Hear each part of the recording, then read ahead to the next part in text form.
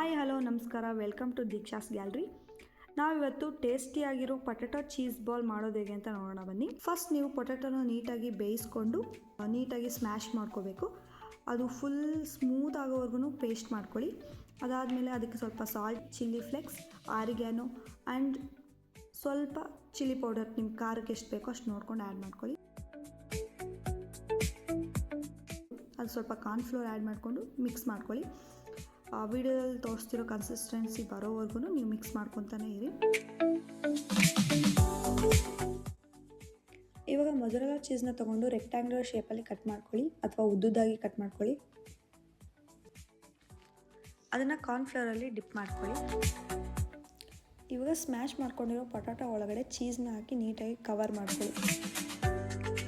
ಯಾವುದೇ ರೀತಿ ಗ್ಯಾಪ್ ಇಲ್ಲದೆ ಕವರ್ ಮಾಡ್ಕೊಳ್ಳಿ. ಸೊ ನೀವು ಆಯಿಲಲ್ಲಿ ಹಾಕಿದಾಗ ಅದು ಚೀಸೆಲ್ಲ ಆಚೆ ಬರಬಾರ್ದು. ಇವಾಗ ನೀಟಾಗಿ ಫಿಲ್ ಮಾಡ್ಕೊಂಡಿರೋ ಚೀಸ್ ಬಾಲ್ನ ಆಯಿಲಲ್ಲಿ ಹಾಕಿ ನೀಟಾಗಿ ಫ್ರೈ ಮಾಡ್ಕೊಳ್ಳಿ. ಗೋಲ್ಡನ್ ಬ್ರೌನ್ ಬರೋವರೆಗೂ ಫ್ರೈ ಮಾಡ್ಕೋಬೇಕು.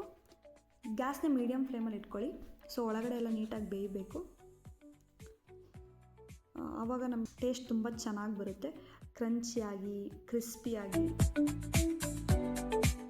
ಫ್ರೈ ಮಾಡ್ಕೊಂಡಿರೋ ಚೀಸ್ ಬಾಲ್ನೆಲ್ಲ ತೆಗೆದು ಸೈಡಲ್ಲಿ ಇಟ್ಕೊಂಡು ಅದ್ರ ಮೇಲೆ ಸ್ವಲ್ಪ ಸಾಲ್ಟ್, ಚಿಲ್ಲಿ ಪೌಡರ್, ಪೆರಿ ಏನು ಬೇಕೋ ಅದನ್ನು ಆ್ಯಡ್ ಮಾಡ್ಕೊಳ್ಳಿ. ಇಷ್ಟು ಮಾಡಿದ್ರೆ ಟೇಸ್ಟಿಯಾಗಿರೋ ಪೊಟೆಟೊ ಚೀಸ್ ಬಾಲ್ ರೆಡಿ ಆಗುತ್ತೆ. ಟ್ರೈ ಮಾಡಿ ಹೇಗಿದೆ ಅಂತ ಕಮೆಂಟ್ ಸೆಕ್ಷನಲ್ಲಿ ಹೇಳೋದನ್ನ ಮರಿಬೇಡಿ.